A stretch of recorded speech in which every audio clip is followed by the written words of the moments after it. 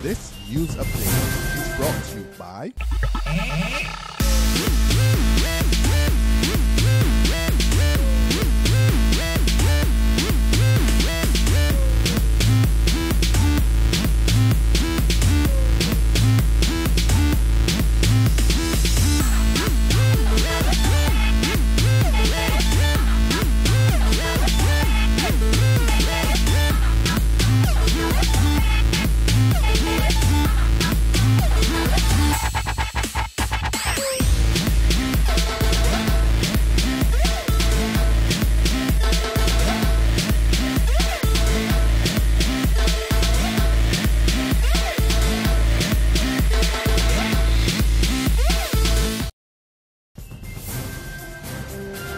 Good morning. It's Wednesday, the first day of October 2014. This is your 7 a.m. Barbados Today News Update. Thanks for joining us. I'm Carol Williams. The days of free tertiary education in Barbados are over. That's the view of former director at the Caribbean Examinations Council, Guy Hewitt, who tells Barbados Today he believes government's change in policy is here to stay. Hewitt, who took up the post of Barbados' High Commissioner to London yesterday, says the new system can work, but will require some creative thinking. He cites the development of partnerships between students and business owners as an example of what is possible. I think that is where partnerships with the private sector could be beneficial. Can a final year student identify a prospective employer who may be willing to pay part of his tuition in exchange for him working for or her working for that company on graduation? It can become a win-win situation. A backward step. That's how Opposition Member of Parliament Dwight Sutherland is describing government's plan to implement new fees at the Queen Elizabeth Hospital.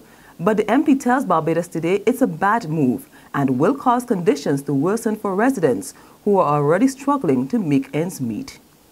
We need to get the country, the economic issues solved first, return growth to this country, and then we can look at introducing fees. Until then, we can't. Residents in the St. Michael community are calling on authorities to come to their rescue. People living in Bibby's Gap, Chase Road, Ellis Village, and Halls Road claim they are falling sick with symptoms associated with dengue fever and chikungunya. When a team from Barbados Today visited the district, residents complained that a canal which runs through Hall Road is a breeding ground for mosquitoes as they vented their frustration. It was around, how long ago you had it? In September? The 12th, 10th of September. I felt initially joint pains and fingers, two wrists, my elbow. There was some pain in the eye. That was about it. But that lasted for about 2 to 3 days. 2 or 3 days, and then you were confined to bed or anything? No, I wasn't that serious. I was trembling and things. You were trembling? I went to see the doctor. You had to see the doctor? And it lasted how long? It lasted how long? Another week after I see the doctor. Yeah. So you were concerned about the, you feel like there should be the bush then? No, I feel there's supposed to be clean up everything. The development that they do down there, right, they got rocks block the water from flowing. I thought they want rocks to strain water, so then we want to mix up with the clean water and all sorts of this. That ain't right. There's regional and international news after this short break. Hi, I'm Red Plastic Bag. Anyone who knows me knows I don't like cold.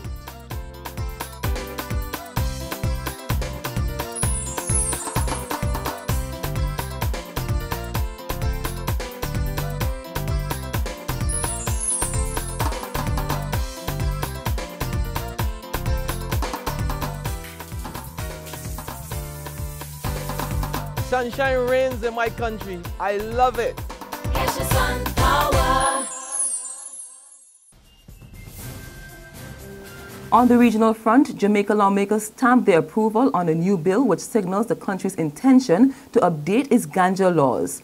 Under the amended Criminal Records Act, people convicted of minor ganja offenses, including possession and smoking, will now be able to have their records expunged. National Security Minister Peter Bunton also reveals that a new bill has been drafted to allow people to possess small quantities of marijuana and for religious groups to use the drug. The Jamaica Cabinet has also given a nod to a regulatory framework for the commercial growing of ganja and for the development of the medical marijuana industry. Further afield, U.S. health authorities allay fears of a potential Ebola outbreak after confirming the country has recorded its first case. The Centers for Disease Control and Prevention says the man, whose identity has not been released, left Liberia on September 19 and arrived in the United States 1 day later with no symptoms. 4 or 5 days later, the man developed symptoms and is now hospitalized and isolated at a hospital in Dallas. CDC Director Dr. Thomas Frieden, however, insists they are on top of the situation. The next steps are basically threefold. First, to care for the patient. Second, we identify all people who may have had contact with the patient while he could have been infectious. And remember, Ebola does not spread from someone who's not infectious. It does not spread from someone who doesn't have fever and other symptoms. Once those contacts are all identified, they are all monitored for 21 days after exposure to see if they develop fever. The bottom line here is that I have no doubt that we will control this importation or this case of Ebola so that it does not spread widely in this country. And on that note, we end our 7 a.m. Barbados Today update. We'll be back again at noon. Until then, remember to log on to www.barbadostoday.bb, subscribe to our e-paper and email updates, or like us on Facebook. You can also catch us on Izumi Media in bus terminals or screenplay at supermarkets and gas stations near you for the latest news and sports. I'm Carol Williams. Have a wonderful day. This news update is brought to you by